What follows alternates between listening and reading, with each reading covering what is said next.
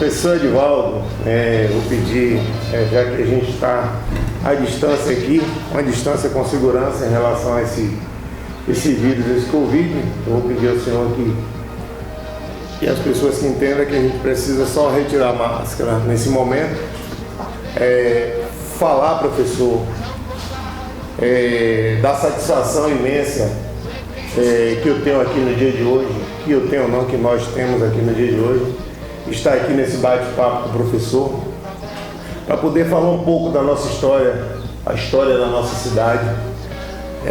O senhor como referência, não só como professor, como pai de família, como comerciante, o senhor é uma das riquezas que nós temos aqui no nosso município, e eu fico bem à vontade para falar isso do senhor, porque foi através de pessoas como o senhor. Eu tenho certeza que minha educação, muita gente fala, foi meus pais que me deram minha educação. Não, meus pais me deram, assim, que minha mãe soube me educar muito bem, mas teve várias pessoas assim na minha trajetória que eu tive a sorte de estar perto e ver como é que um verdadeiro cidadão de bem precisa se comportar. E o senhor é uma das pessoas que eu tenho que tem essa referência. Então, muito bom estar aqui com o senhor nesse dia de hoje para contar um pouco da nossa história e já parabenizando a nossa cidade, emancipação política, seus 137 anos de emancipação, e nada melhor do que o professor Edivaldo para contar um pouco da história, até para os jovens que não conhecem ainda a história de São Gonçalo dos Campos, nossa cidade, mostrar o tamanho da riqueza que é a nossa cidade e saber por que a gente chegou até aqui hoje com essa cidade maravilhosa, bonita, com o povo caloroso, com esse povo maravilhoso aqui da nossa cidade. É uma satisfação muito grande atender o seu pedido, o seu convite para vir aqui participar deste bate-papo. Eu gostaria inicialmente de afirmar que São Gonçalo dos Campos é uma cidade que tem uma tradição muito grande, tem uma memória fantástica, pela contribuição de todos os seus filhos e também de forasteiros. Nós iniciamos a nossa história a partir de um evento interessante. Em 1570, uma lei da coroa portuguesa proibia a comercialização de escravos. Mas nessa região aqui bem próxima a Santo Amaro, já existia a cultura de cana-de-açúcar, onde os negros e também os degredados brancos portugueses participavam ativamente nessa extração dessa cultura. E daí, com a lei, eles foram obrigados a fugir, porque se sentiram valorizados e achavam que eram donos de si e evadiram dessas terras de Santo Amaro. Os negros vieram parar aqui em São Gonçalo, na região de Afligidos, onde criaram um grupo muito grande, um quilombo, chamado Caracuanha. Esse quilombo deu muito trabalho à sociedade atual, invadiam fazendas, se apropriavam de coisas alheias, e chegou ao conhecimento do presidente da província, que de imediato mandou uma tropa enorme para tomar as devidas providências, e essas tropas não só dizimaram alguns deles, mas afugentaram. Eles que conheciam muito bem a região, conseguiram fugir e criar novos grupos em outras partes. Os brancos degradados, que fugiam pelo fato de ser humildes, fugiram e se homiziaram, se esconderam aqui nas margens de Subaé, e deu origem ao distrito hoje chamado Humildes, considerando a pobreza deles. Então, muitos moradores de Humildes têm origem desses degradados portugueses. Bom, a partir daí, isso depois, já no início do século XVII, começou a povoação de São Gonçalo. E essa povoação construiu onde é um mercado municipal, hoje uma pequena capela, que tinha como padroeira Nossa Senhora do Amparo, no lugar hoje do centro paroquial. O centro paroquial é um centro de cultura, Targino Machado que construiu aquilo. Ali, por muitos anos, se comemorava a festa de Nossa Senhora do Amparo. Com a vinda de portugueses, lá de Amarante, Antônio Gonçalves de Oliveira, Gonçalo Macário, aquele pessoal da Cruz, e Manuel Soares de Oliveira, esses portugueses dinamizaram o município e começaram a produzir. O nosso Manuel Soares de Oliveira usava aquela baixada ali do Matadouro, antigo, para produzir cana, cultivar cana. O Antônio Gonçalves de Oliveira ficou naquela região ali da fazenda de Sionésio, o Tabuleiro. E o Gonçalo Macário se apossou daquelas terras da Cruz. Hoje nós temos ainda alguns descendentes desses Macários, que é Crio ali do Bar, descendente deles. Também o Manuel Soares tem uma história interessante. Ele era fogueteiro, ele gostava de fazer fogos de artifício e conseguiu casar-se com uma professora chamada Ana. Mas como ele se apossou das terras de Santana, porque em Santana existia uma planta que produzia um caule oco, que se dava condição de usá-la para fazer taboca para foguete.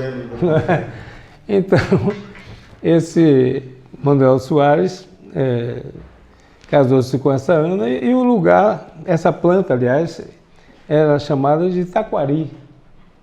O taquari que produzia esse caule oco. E aí ficou o lugar com o nome Santana, em homenagem à esposa, do taquari por causa da planta. Bom, a partir daí, considerando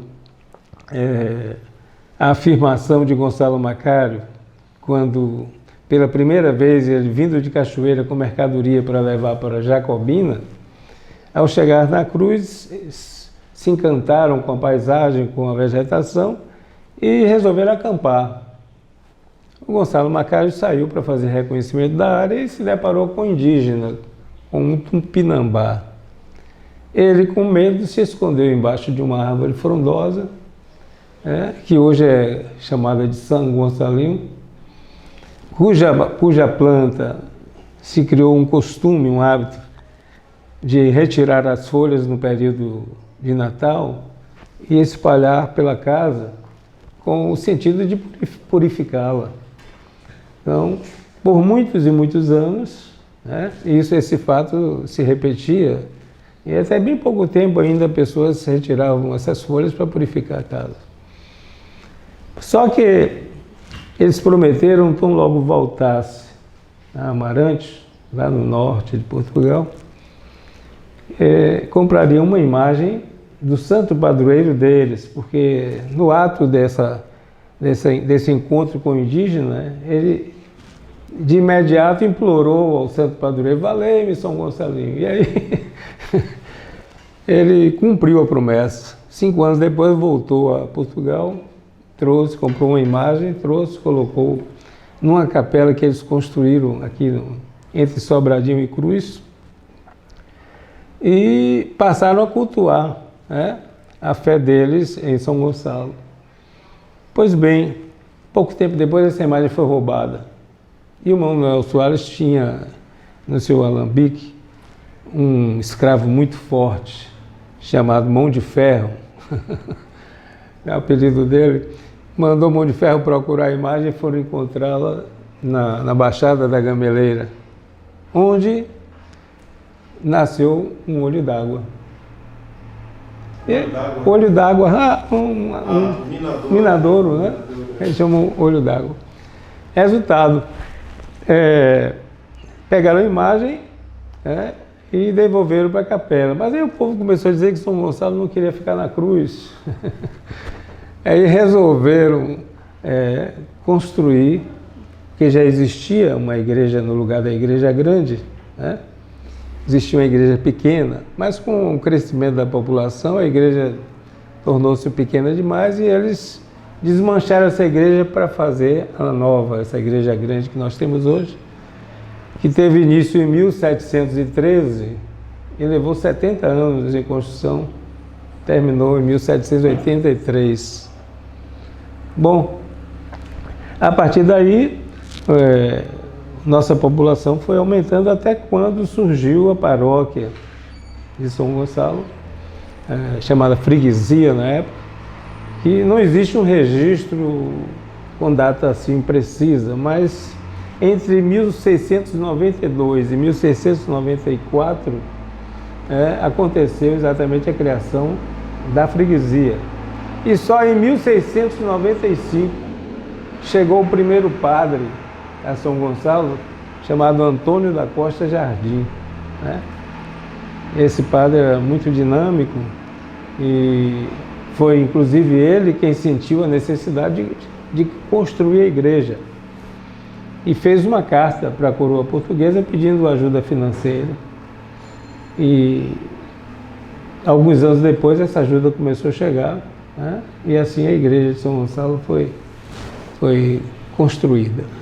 Bom, esses fatos históricos, um deles eu comprovei porque quando eu fui a Portugal em 98, era presidente da festa de São Gonçalo e desejava ter conhecimento da história do santo.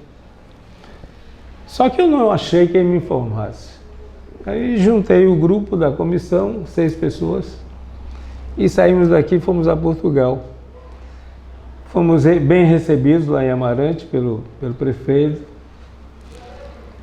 Na Câmara fez uma sessão especial para nos acolher, porque levamos uma proposta para eles de geminar as 2 cidades pelos laços da fé. Trocamos, chamam lá mimos, presentes, né? Levamos daqui alguns presentes, eles também nos ofereceram. E o pároco, na época, padre Gonçalo, Amaro Gonçalo, esse padre nos apresentou a comunidade, nos fez participar da missa festiva, porque era mês de junho, quando acontece a festa de São Gonçalo lá, aqui no dia da morte, lá no nascimento. Então, um político velho, um comendador, esse cidadão nos surpreendeu porque logo após a missa mandou um emissário nos apanhar para almoçar com ele. José de Abreu, uma figura, era dono de uma vinícola e dono de uma fábrica de compensados. Aí o cara tinha uma postura sensacional, nos apresentou a família, um lauto almoço, a gente quase não sabia nem sentar na mesa, que é uma mesa sofisticada. E trocamos ideias e ele era proprietário também de um jornal. Ele fez um artigo falando sobre a nossa visita, eu tenho esse artigo aí, na minha residência, emocionado e nos elogiando, né, pela feliz ideia de ter essa iniciativa de criar o vínculo de Amarante com São Gonçalo. Só que eles não vieram para fechar isso, né?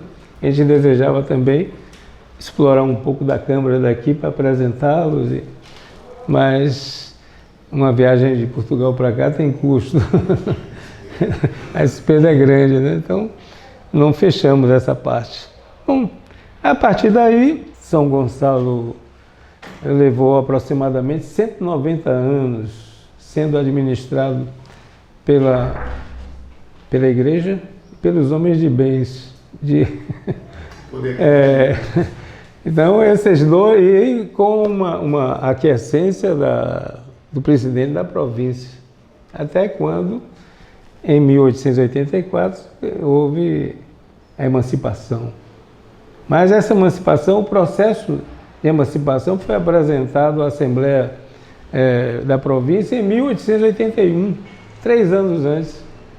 Só que, nesse projeto, São Gonçalo seria beneficiado com as terras de Bonfim de Feira. Feira de Santana, ao descobrir, imediatamente lutou para se apoderar dessas terras. E por isso o processo demorou na Assembleia.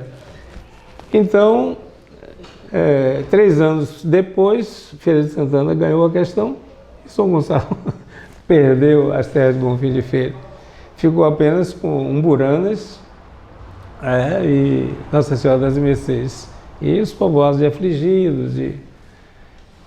Bom, a partir daí, a partir dessa emancipação de São Gonçalo, houve a nomeação do primeiro intendente, já depois, né, em 1896. E houve sim a criação do Conselho, vamos dizer Câmara, né? A primeira Câmara de São Gonçalo, ela foi criada em novembro do mesmo ano. Quando se fez o projeto, se escolheu, houve a escolha de 7 membros. A Câmara teria um período legislativo de 4 anos com 7 pessoas. Na véspera da posse, morre um dos conselheiros, um dos vereadores. Isso criou uma preocupação muito grande. Como Cachoeira dominava isso aqui, teve que pedir informações ao Legislativo de Salvador, que era uma dependência muito, muito grande, para que pudesse efetivar a criação da Câmara na data de 23 de fevereiro de 1895. Essa preocupação desapareceu com a determinação do presidente da província e aí a Câmara assumiu total responsabilidade do município. Naquela época, a Câmara tinha muita força, né? A Câmara, então ela fazia todas as atividades de um município. E o intendente obedecia rigorosamente, né? Então tivemos a nomeação do primeiro intendente, que foi Antônio Carlos Pedreira da Silva, né? Às vezes até eu brinco com as pessoas, porque o pai dele se chamava José Pedro da Silva Daltro. Levou o sobrenome de Daltro. Ninguém sabe o motivo dessa... E aí você pode observar também um fato interessante, é que o Antônio Carlos Pedreira da Silva era o mais velho, nasceu por volta de 1822, e ele era empresário e também professor jubilado. Resultado, quando ele morreu, ele não tinha filhos, deixou toda a sua herança para os sobrinhos. E o primeiro sobrinho, o Antônio Carlos Pedreira, por isso você tem em São Gonçalo 2 ruas, com o nome Antônio Carlos, aquela Rua de Moreno ali, né, que é o mais velho, Coronel Antônio Carlos, e essa rua aqui do supermercado, né, Capitão Antônio Carlos. Então, um mais velho era coronel. Um coronel era capitão, todos dois Antônio Carlos. Todos dois Antônio Carlos. A diferença é que o segundo não ficou com o da Silva, né, que o primeiro intendente era Antônio Carlos Pedreira da Silva. Também levou pouco tempo, não faleceu. E aí continuou a Câmara, né? O São Gonçalo mesmo teve dificuldades, embora o que salvou São Gonçalo foi a indústria fumageira. Como era uma área econômica, ela se tornou autônoma, se libertando de Cachoeira, que aqui era uma vila pertencente a Cachoeira. Pouco tempo depois, essa exigência e essa condição, né, de ser uma área muito produtiva, deu essa autonomia para São Gonçalo. Então, eis um pouco da história administrativa, da história do nosso santo, né, padroeiro, que há mais de 3 séculos vem sendo aí cultuado, né? Diferentemente de Portugal, você tem o sul de Portugal, onde fica Lisboa, você tem um culto maior a Santo Antônio, e o norte de Portugal, um culto maior a partir de Coimbra para cima, porque Portugal é uma faixa estreita, né? Do meio para baixo é Santo Antônio, do meio para cima é São Gonçalo. E a gente vê que a fé ela tem sido muito modificada, as pessoas não têm mais essa crença, né? Alguns até se colocam como agnósticos, não é crente e não é ateu, né? Eles são considerados, mas na hora que a barriga dói, a primeira coisa que é chamar por Deus. Não é verdade? Então, a gente lamenta isso. Bom, e assim São Gonçalo foi se desenvolvendo, homens de bens, né? A Câmara, por exemplo, todos os vereadores eram convocados ou eleitos também a assumir sem remuneração. Até quase a década de 80, ninguém recebia nada. Doava, né, os seus serviços para o bem da comunidade. E os prefeitos também lutavam assim, às vezes usavam até dinheiro do bolso para poder ver o município crescer. As coisas foram tomando novos rumos, né? E hoje a gente vê um município precisando abrir os olhos para não perder renda. Nós tivemos, na época da emancipação, a oportunidade de ter 603 quilômetros quadrados de área. Com a emancipação de Umburanas, por interesse político, né, nós perdemos mais da metade das terras e perdemos 40% da população. Ficamos com 288 quilômetros quadrados e uma população reduzida para 20 e poucos mil habitantes, que era 35 mil naquela época. Agora que aqui chegou a 35. E durante essa fase, muita gente contribuiu, principalmente um fato que nos chama a atenção, o entrosamento dos políticos adversários. Na padaria de Argeu, por exemplo, tinha uma mesa retangular, onde toda tarde se encontrava os políticos conversando. Concentravam ali para bater papo e observar as necessidades do município. Tanto que foi nessa mesa mesmo que surgiu a ideia de se criar o primeiro ginásio, o ginásio Agripina Pedreira. Saiu aí na conversa entre eles, onde eles constituíram uma associação civil para manter o ginásio. E nesta associação civil faziam parte da diretoria políticos adversários. Jael Magalhães, Chiquinho Gonçalves, Lacerda, esse pessoal estava ali tentando ajudar a comunidade. Como o município não tinha recursos, ajudava com algumas bolsas para os mais pobres e os que tinham condição de pagar, pagavam uma taxa ínfima, uma taxa pequena para manter. Como essa ajuda não permitia pagar a professores, o que eles fizeram? Conseguiram convencer profissionais liberais, né, a trabalhar como professor sem remuneração.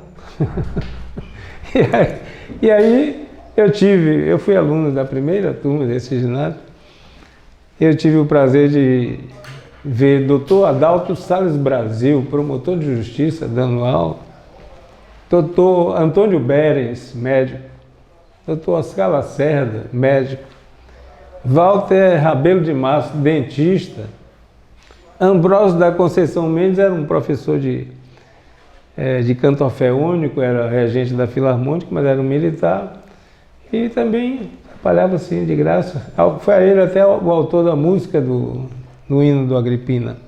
Ele fez a música e Benatar que era agrônomo, e também um grande professor de matemática, Aníbal Benatar Lopes, né? Então essas pessoas colaboraram com a juventude, contribuíram com a juventude, não tinham experiência pedagógica, mas tinham uma grande experiência profissional, e eles ajudavam, né, a juventude daquela época. Hoje eu acho muito difícil acontecer isso, né? Você vê essa disposição. Fora isso, nós tivemos aqui alguns forasteiros que foram sensacionais. Moacir, por exemplo, criou o Clube Social. Hoje você não ouve nem mais falar em Clube Social. Aliás, São Gonçalo hoje se tornou um município antissocial. Por quê? Porque você não tem nenhum clube de serviço funcionando aqui. Não tem um Lares, não tem Rotas, não tem... Entendeu? E as entidades que existem praticamente não funcionam como uma entidade, porque o presidente é o cabeça e todo mundo acha que ele deve ser o único responsável por aquilo. É complicado. Então, essa sociabilidade desaparece. Diferente do que você falou há pouco, que as pessoas na zona rural brincavam, cantavam. Eu me lembro que eu trabalhei com educação à distância em 1960 e eu frequentava muito a zona rural. E lá eu encontrava uma coisa linda, que era os mutirões. Os vizinhos se reuniam, iam ajudar o companheiro a plantar, a colher.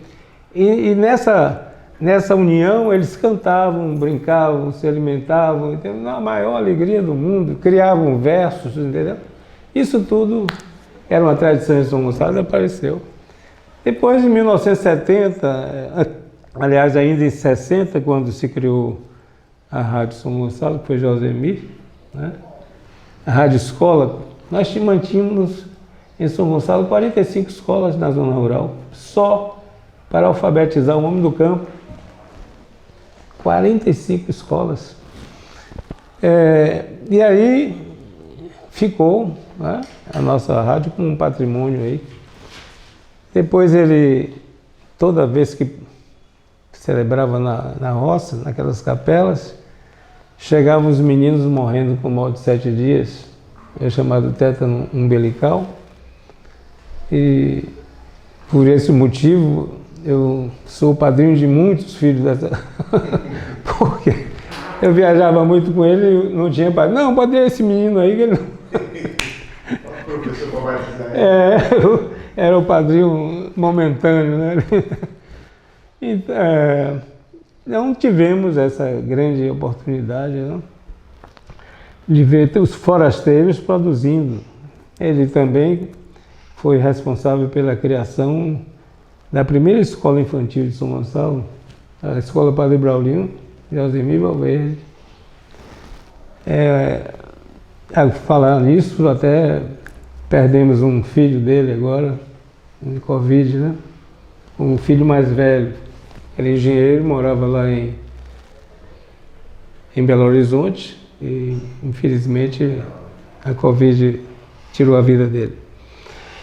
Bom, o que nós necessitamos hoje, nessa terra, para finalizar, é de ver um povo mais unido, batalhando de forma integrada, interagindo, buscando soluções para essa terra. E quais são as soluções para São Gonçalo? É tentar descobrir uma forma de ajudar a juventude, né? Impedir que essa juventude vá embora daqui. Você tem hoje talvez mais da metade das famílias de São Gonçalo com seus filhos fora.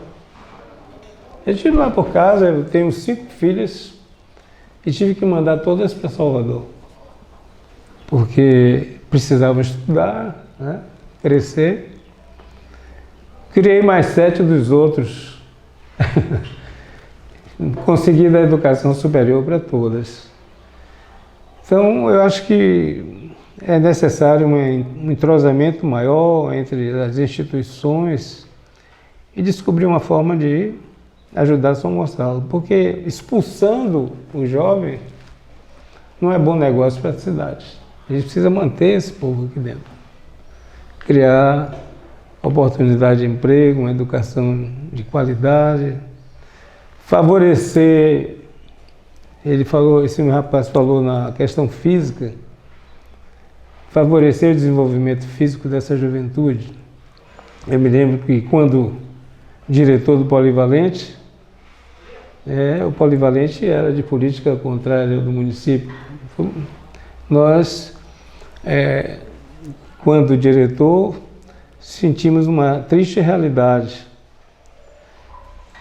O governo federal construiu, o Estado mantinha professores e o município deveria bancar com pessoal de apoio e despesas para a manutenção da escola. Essa terceira parte, nunca recebemos nada. Resultado, eu tive que criar um recurso para arranjar dinheiro, porque quando chegava no mês de abril, a caixa escolar não tinha esgotado. E qual foi o recurso? Eu consegui com o Edivaldo Corrêa, na época, o ginásio de esportes, para poder fazer eventos e arranjar dinheiro para manutenção das artes práticas. Fui a primeira vez a Salvador, levando já um projeto. Ele disse, não, você está maluco? Isso aqui não é muito dinheiro. Eu digo, então o senhor me faça mande fazer um projeto. Quando veio um projeto desse tamanho, eu digo, doutor, eu tenho 1000 alunos dentro da escola, onde é que eu vou colocar esse povo? Então, nem o meu, nem o seu. Vamos fazer um intermediário.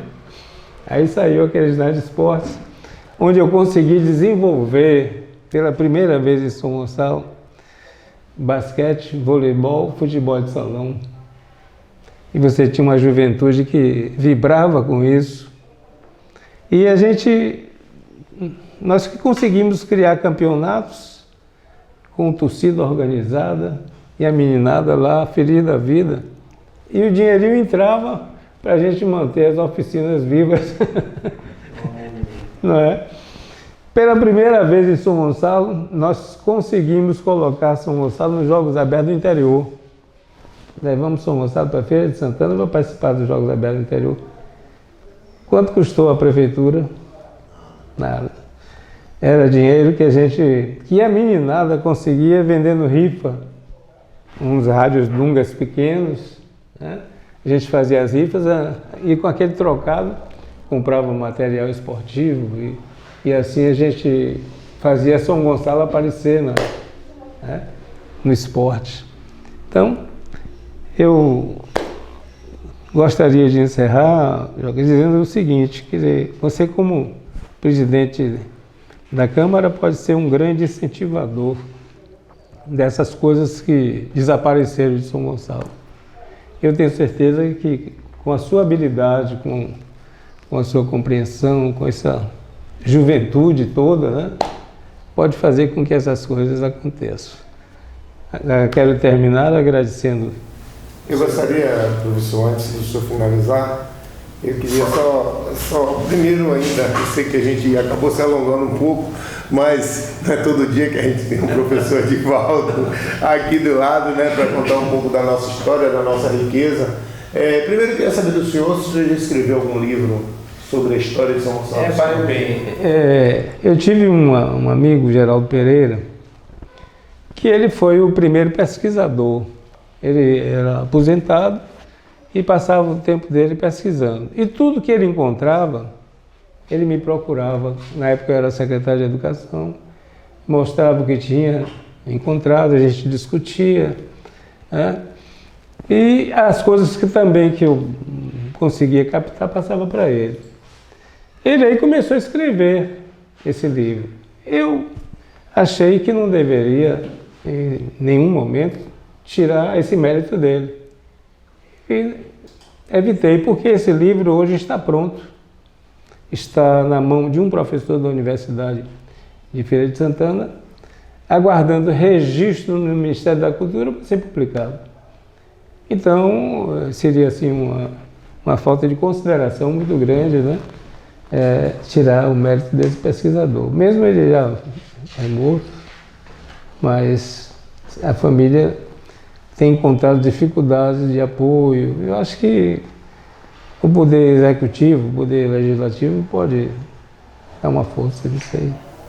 Eu faço essa pergunta, professor, porque eu mesmo hoje aqui, mais uma vez, acabo saindo mais rico do que eu que cheguei de sabedoria. E costumo dizer às pessoas que uma das riquezas do ser humano é a sabedoria.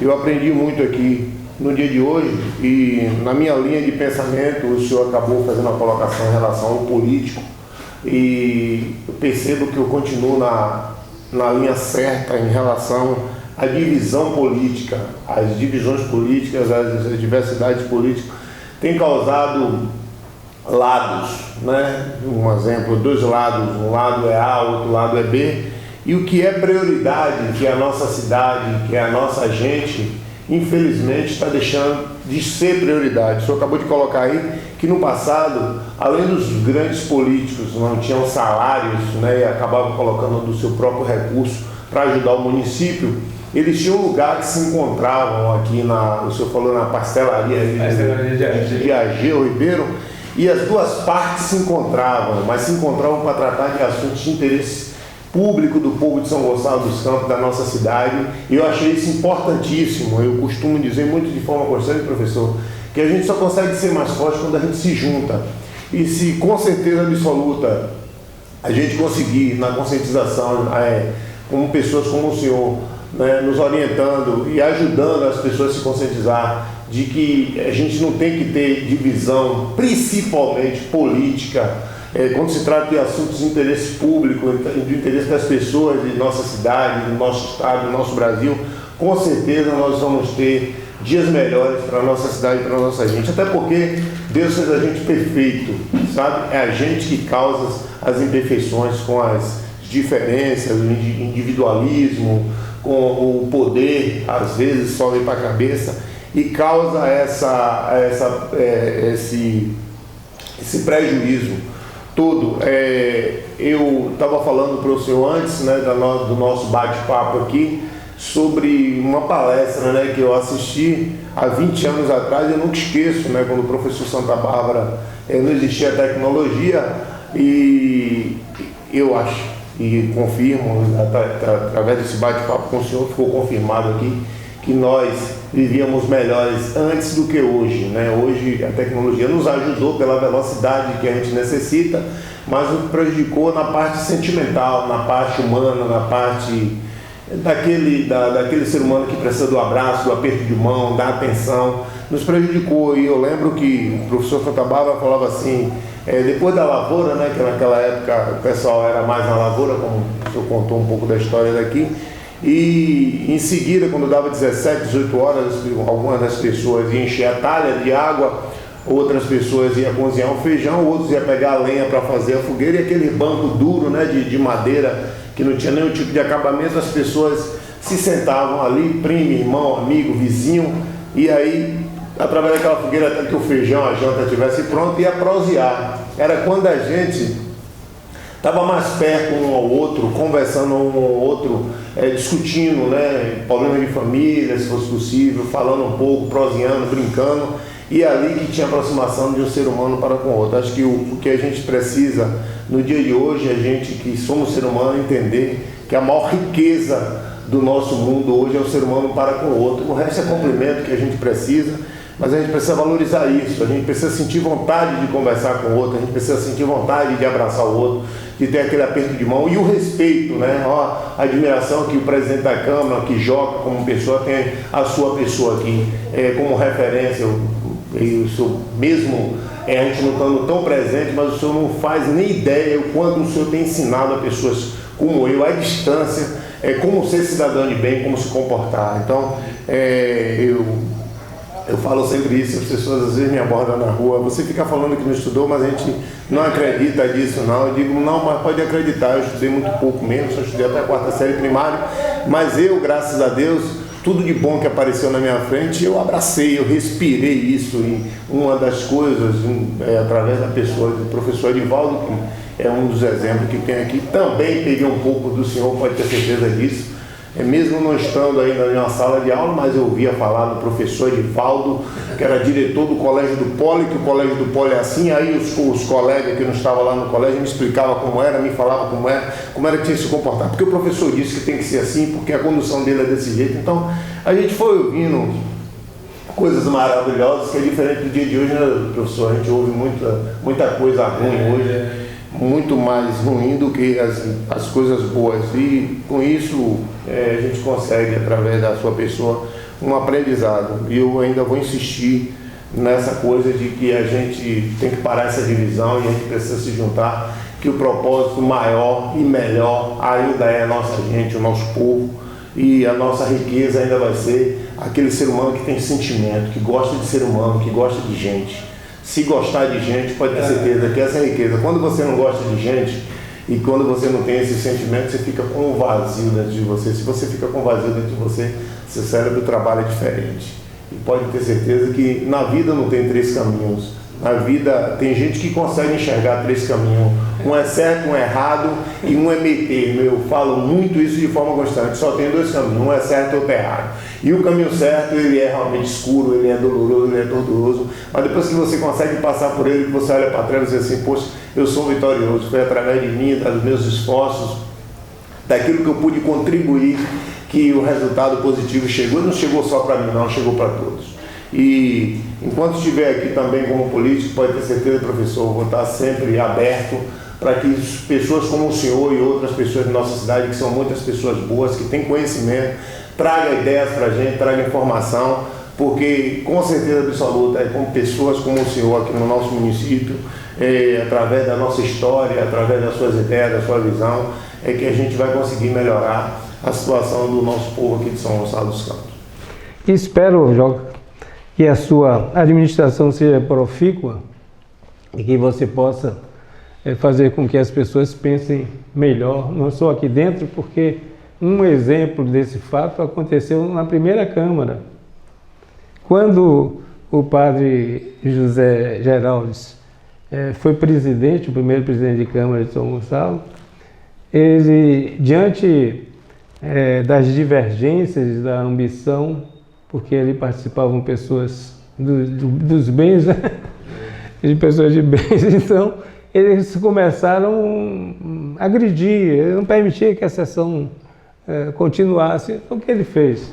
Escreveu para o presidente da província pedindo providências e as providências chegaram, parou. Não é o caso aqui, porque você tem uma Câmara ordeira, né? Mas... Eu ainda, interrompendo o senhor, já pedindo desculpa, eu venho fazendo também, professor, dando o melhor de mim nesse sentido também, para que o poder aquisitivo não atrapalhe na administração pública, porque o que interessa não é tanto o poder, o que interessa, isso aí é o cargo, que não deveria nem ter o nome de poder, o cargo. Poder. Eu acho que o cargo deveria ser só o nome de responsabilidade, porque, como eu já falei para o senhor, o propósito é o povo, é a cidade. Então, quando o poder aquisitivo interfere nisso, a gente percebe que é muito pessoal, não é o coletivo, não é o povo, não é a cidade. Então, eu acho que tem que ter alguém realmente de coragem para que mostre para as pessoas que não é o poder aquisitivo que tem que ser interessante em uma gestão pública. E as pessoas, alguns vereadores até me abordam e falam assim, Joca, você disse que teu nome na sua carteira é poder legislativo. Aí eu digo sempre, gente, eu nunca vejo o poder, eu vejo o legislativo, eu vejo o legislar. Eu não estou aqui para dizer que tenho um poder, não. Eu estou aqui para dizer que eu tenho uma responsabilidade, que devo legislar. É isso que devemos fazer, e esquecer um pouco desse lance do poder, porque não é todo mundo que está preparado para ter esse nome poder, porque acaba lhe prejudicando. E eu, aonde passar, primeiro que eu já venho de família humilde, né? E o senhor falou um pouco da região de humilde, porque levou essa identidade humilde, e toda vez que a pessoa fala em humilde, essa coisa, eu lembro de mim, eu lembro da minha história, eu lembro da minha família, e a riqueza do ser humano também está na humildade. Então eu acho que é por aí que a gente vai conseguir, sendo humilde, que a gente consegue abrir outros horizontes, professor. Tiago, um abraço para você, viu? Um abraço aí para todos os membros dessa casa, da qual eu fiz parte de 2 legislaturas também. E desejo ao povo dessa terra, ao povo de São Gonçalo, tudo de bom, né? Principalmente a saúde, que hoje estamos carentes dela e precisamos ter, acima de tudo, conhecimento para evitar que a nossa vida não desapareça. Eu também queria aproveitar essa oportunidade, já finalizando. Eu preferia não estar finalizando, viu, professor? Eu preferia ficar mais tempo aqui com o senhor aprendendo muito mais, mas dizer à nossa cidade de São Gonçalo dos Campos que eu vou estar aqui sempre, não só como político, como pessoa, dando o melhor para a nossa cidade, para a nossa gente, e dizer que amo a minha cidade e parabéns São Gonçalo dos Campos pelos seus 137 anos de emancipação política. Amo São Gonçalo dos Campos. São Gonçalo dos Campos da Pante, sempre em busca da paz e do bem, se asseguram viver triunfante e o progresso que a todos convém. São Gonçalo